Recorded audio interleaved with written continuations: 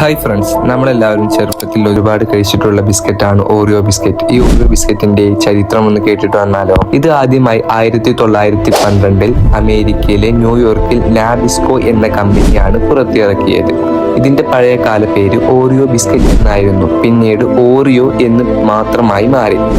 ഇത് 2 ചോക്ലേറ്റ് ക്രൂസ്റ്റ് ഷെല്ലുകൾക്കിടയിൽ വെളുത്ത cream filling ആയിരിക്കും. പിന്നീട് ട്വിസ്റ്റ്, ഡിപ്പ്, ലിക്ക് എന്നീ രീതിയിൽ ഉണ്ടായ ശൈലി ജനപ്രിയമായി. സൂപ്പർ ഹിറ്റ് ആയതുകൊണ്ട് ഓറിയോ നിരവധി രാജ്യങ്ങളിലേക്കും വ്യാപിച്ചു.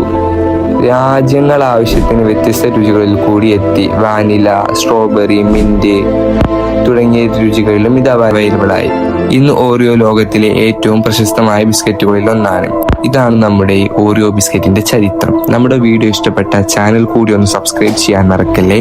അതുപോലെ തന്നെ നിങ്ങൾക്ക് ഏത് ബിസ്ക്കറ്റാണ് ഏറ്റവും കൂടുതൽ ഇഷ്ടം എന്ന് കൂടി ഒന്ന് കമന്റ് ചെയ്യണേ. Thank you.